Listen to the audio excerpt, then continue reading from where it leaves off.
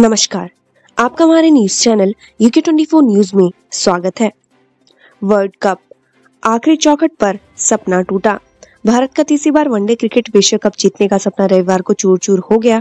अहमदाबाद के नरेंद्र मोदी स्टेडियम में खेले गए फाइनल मैच में ऑस्ट्रेलिया के हाथों टीम इंडिया को 6 विकेट से मिली करारी मात ने 140 करोड़ भारतीयों का दिल भी तोड़ दिया। इस मैच को देखने के लिए प्रधानमंत्री नरेंद्र मोदी और ऑस्ट्रेलिया के उप प्रधानमंत्री रिचर्ड मार्लेस भी स्टेडियम में मौजूद रहे। दोनों ने ऑस्ट्रेलियाई कप्तान पैट कमिंस को विश्व कप ट्रॉफी सौंपी। ऑगर मशीन पर अटकी सारे आस। सिलक्यारा में सुरंग हादसे के बाद फंसे मजदूरों को सुरक्षित निकालने के लिए 5 विकल्पों पर युद्ध स्तर काम हो रहा है, पर इसमें सबसे ज्यादा उम्मीद सुरंग में काम कर रही ऑगर मशीन से ही है। ऑगर मशीन टनल के भीतर फंसे मजदूरों के सबसे करीब है। ऑगर मशीन श्रमिकों से 40 मीटर दूर है, जबकि शेष विकल्पों पर काम कर रही टीमों को मजदूरों तक पहुंचने के लिए 86 से 200 मीटर तक नई टनल बनानी होगी। रेस्क्यू ऑपरेशन की समीक्षा करने आए केंद्रीय सड़क परिवहन और राजमार्ग मंत्री नितिन गडकरी ने भी ऑगर मशीन के विकल्प को ही ज्यादा आशा जगाने वाला माना। उत्तराखंड में नगर निगम DM अन्य निकाय SDM संभालेंगे। उत्तराखंड में 2 दिसंबर से नगर निगमों की जिम्मेदारी जिलाधिकारी और अन्य निकायों का कामकाज SDM रैंक के अधिकारी संभालेंगे। प्रशासक की नियुक्ति 6 माह के लिए की जाएगी। भारत के आदि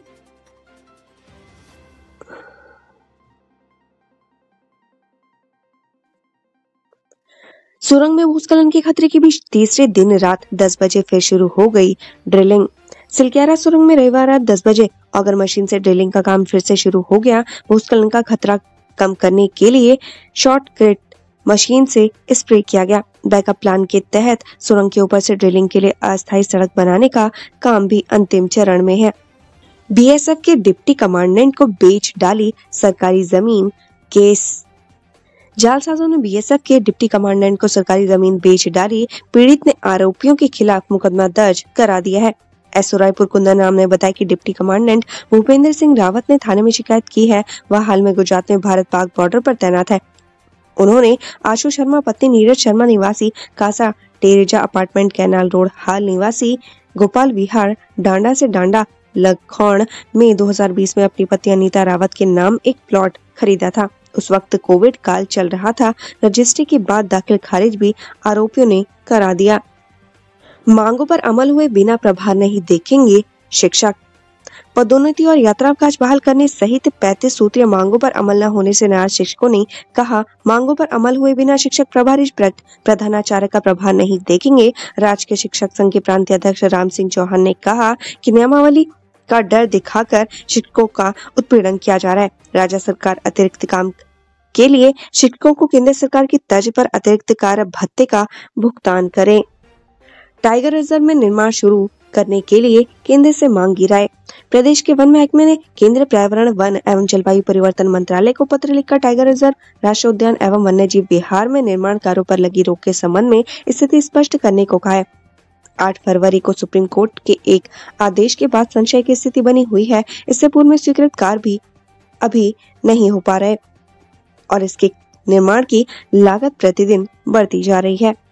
नियुक्तियां हो रही न पदोन्नतियां।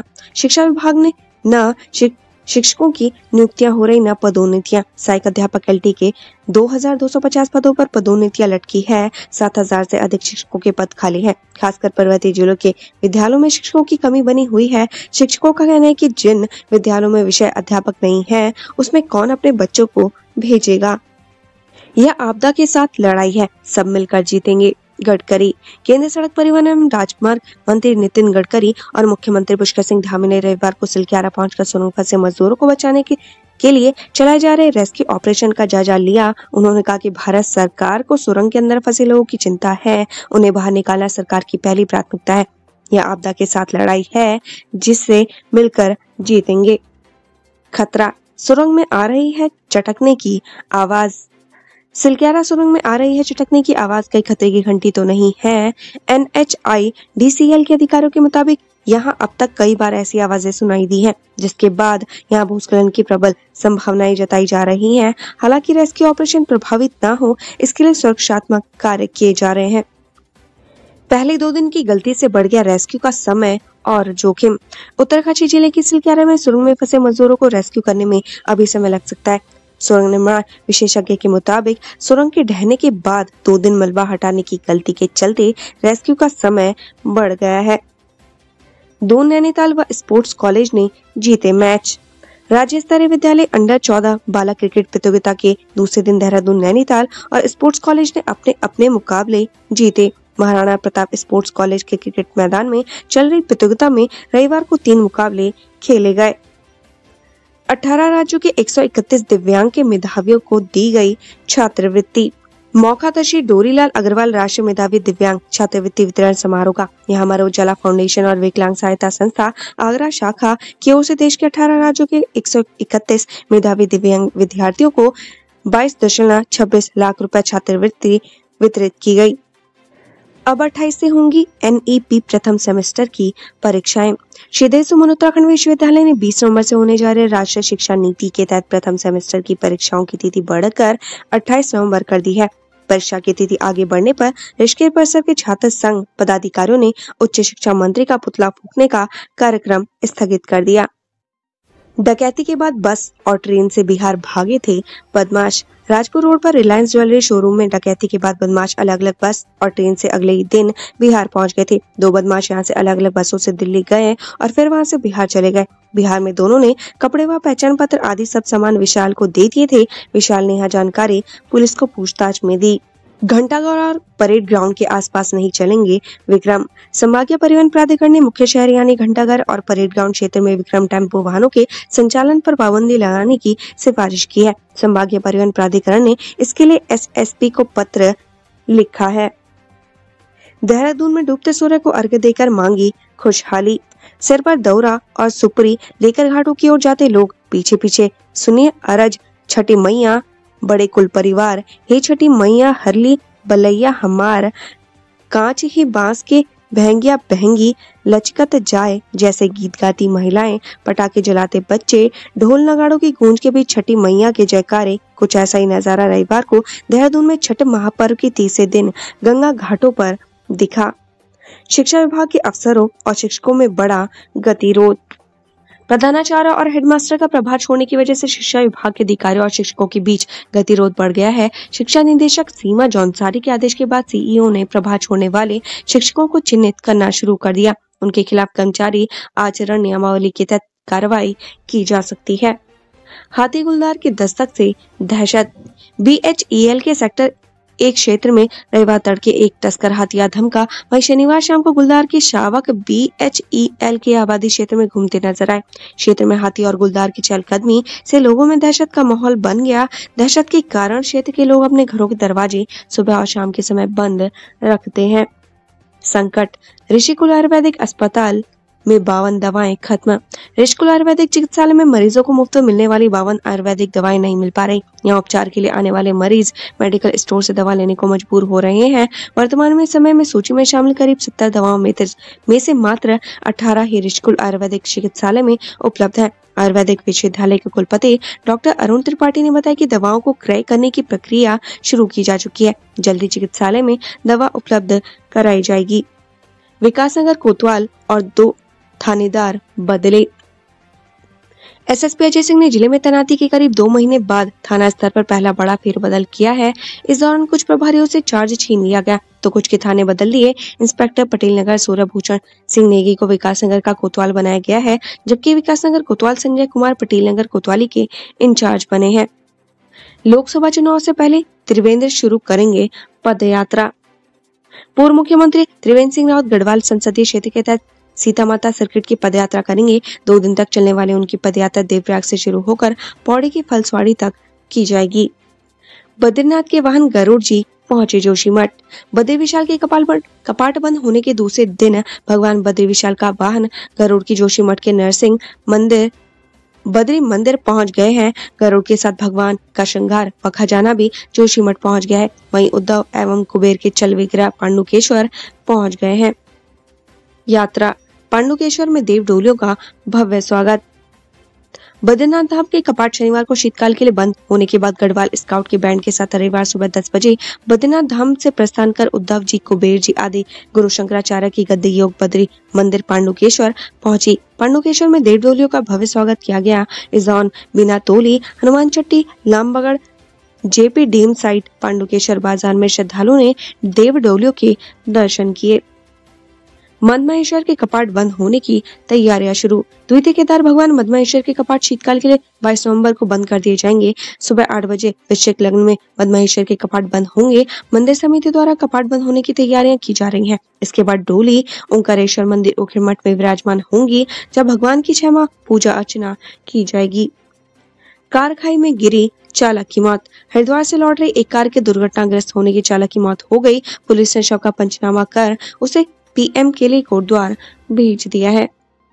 882 परीक्षार्थियों ने छोड़ी परीक्षा। उत्तराखंड लोक सेवा आयोग की समूह की भर्ती परीक्षा रविवार को शहर के 7 परीक्षा केंद्रों पर सकुशल संपन्न हुई। परीक्षा में कुल 1880 के सापेक्ष 998 परीक्षार्थियों ने ही परीक्षा दी, जबकि 882 परीक्षार्थी अनुपस्थित रहे। रायंका पौड़ी में 296 परीक्षार्थियों के सापेक्ष 159, जीजीआईसी में 264 के सापेक्ष 137, डीएवी में 216 के सापेक्ष 117, राजमती देवी संवेम इंटर कॉलेज तिमली में 240 के सापेक्ष 129 आए। विज्ञान, नाटक और मॉडलों से मनमोहा।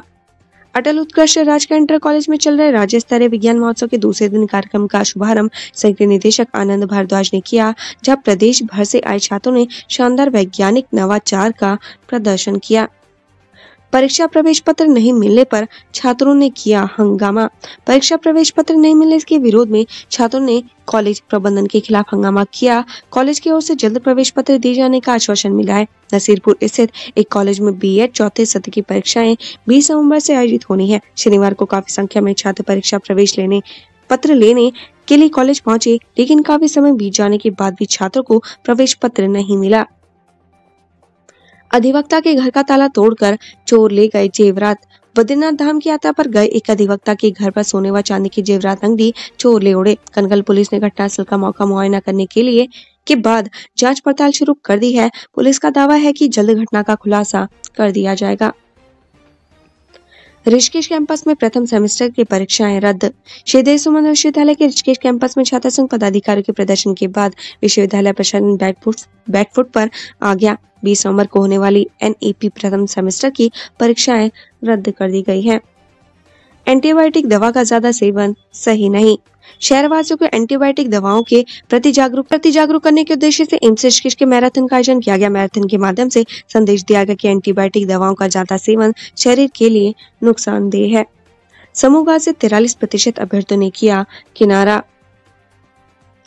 उत्तराखंड लोक सेवा आयोग की ओर से रविवार को सहकारिता पर्यवेक्षक और पर्यावरण पर्यवेक्षक के रिक्त पदों पर लिखित भर्ती परीक्षा कराई गई। हल्द्वानी के 14 केंद्रों में 3275 अभ्यर्थी परीक्षा देने पहुंचे, जबकि 43% से अधिक अभ्यर्थी गैर हाजिर रहे।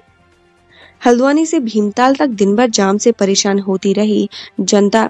हल्द्वानी में रविवार को दिन भर लोग जाम से परेशान रहे। दोपहर में उत्तराखंड लोक सेवा आयोग की परीक्षा देने अभ्यर्थियों से सड़कों पर वाहनों का दबाव अधिक रहा। इसके अलावा छुट्टी के चलते दोपहर तक बड़ी संख्या में लोगों ने आवाजाही की। हादसे में मारे गए जवान को सैन्य सम्मान से अंतिम विदाई। जम्मू के उधमपुर में सड़क दुर्घटना में मारे गए बंगाल इंजीनियर रेजिमेंट के जवान असित सरदार का पार्थिव शरीर रविवार को उनके पैतृक गांव लखीपुर पहुंचा। यहाँ पूरे सैन्य सम्मान के साथ अंतिम संस्कार किया गया। सेना के अधिकारियों, जनप्रतिनिधियों के साथ सैकड़ों क्षेत्रवासियों ने नम आंखों से अंतिम विदाई दी। आखिरी पायदान पर हार से हल्द्वानी का दिल टूटा।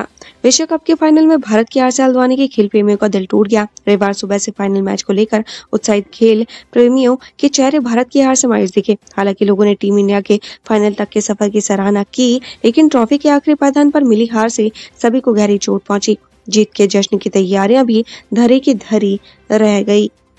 पिथौरागढ़ में आग, बिन पानी पहुंचा दमकल। नगर की एक कबाड़ की दुकान में भीषण आग लगने से हड़कंप मच गया। सूचना पर पहुंची फायर ब्रिगेड मौके पर तो पहुंची, लेकिन वाहन में पानी नहीं होने से आग पर काबू नहीं पाया जा सका।